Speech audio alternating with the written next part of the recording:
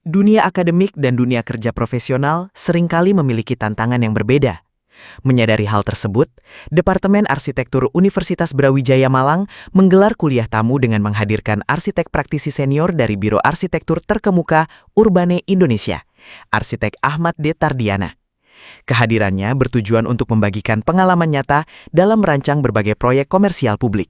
Tiap tahun memang kita akan selalu menghadirkan dosen praktisi ya, terutama dari biro-biro yang sangat terkenal, dan ini Pak Apep kan dari Urbane Indonesia, merupakan biro yang sangat terkenal dalam rangka apa? Sebenarnya membantu menjembatani adik-adik mahasiswa dari ilmu-ilmu yang teoritik yang ada di kampus, kemudian dijembatani pada ilmu-ilmu praksis yang ada di lapangan.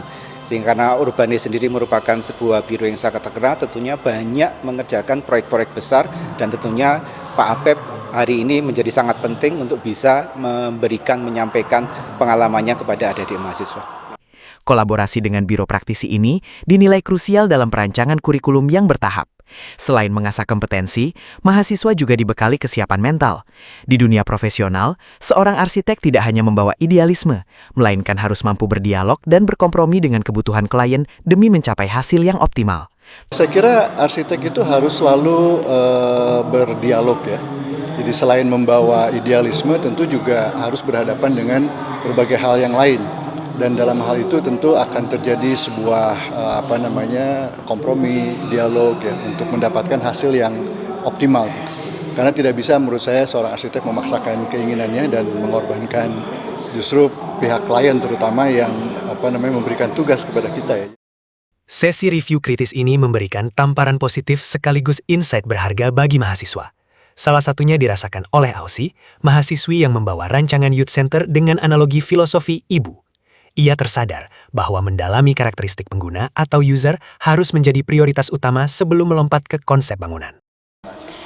Dalam konsep kurang menyentuh di bagian bagaimana seharusnya Youth Center itu pendalaman dari awalnya itu karakteristik dari pemuda, maunya seperti apa. Karena saya langsung loncat ke dalam bagaimana analogi yang sama, Youth Center ini memiliki analogi yang sama seperti ibu, tapi harusnya saya lakukan paling awal adalah mengetahui bagaimana pemuda itu keinginan seperti apa, karakteristik dari pemuda itu seperti apa. Jelaskan tadi sama Pak Ahmad, yakni pemuda itu dinamis dan suka hal yang eksploratif.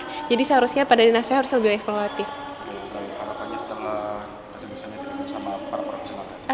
Sangat dapat insight yang bagus sih Mas, jujur selama ini karena kita sering asis, cuman untuk kali ini karena beliau sangat kritis, jadi kita sangat merasa beliau sangat memperhatikan dan kritisnya itu bisa membimbing kita ke arah yang lebih baik. Jadi saya lebih mengerti kalau bisa membuat bangunan harus mementingkan usernya dulu, baru pendekatan yang lain. Tak hanya urusan klien, tantangan berat juga datang dari pesatnya perkembangan artificial intelligence atau AI dalam dunia desain. Namun, kemampuan berpikir kritis dan ketahanan mental dinilai menjadi benteng utama yang tidak akan bisa digantikan oleh teknologi bagi seorang arsitek manusia. Tantangan berat ya, karena AI kan semakin pintar juga ya. Jadi saya kira yang tidak bisa tergantikan itu adalah berpikir kritis ya, karena AI juga memerlukan kita sebagai arsitek memberikan input ya. Sehingga terjadi dialog juga dengan AI gitu. Jadi semakin memberikan umpan balik yang positif gitu antara kita sebagai arsitek yang berpikir kreatif dengan AI yang memberikan masukan kepada kita. Saya kira persiapkan diri sebaik mungkin, membuka diri, berpikir terbuka, dan selalu dunia kreatif itu harus selalu tahan banting. Karena menuntut banyak ya dari proses kreatif itu. Sekira itu. Melalui kuliah praktisi ini, para calon arsitek diharapkan dapat terus berpikiran terbuka, pantang menyerah dalam mengembangkan desain, serta siap bersaing di industri profesional saat lulus nanti.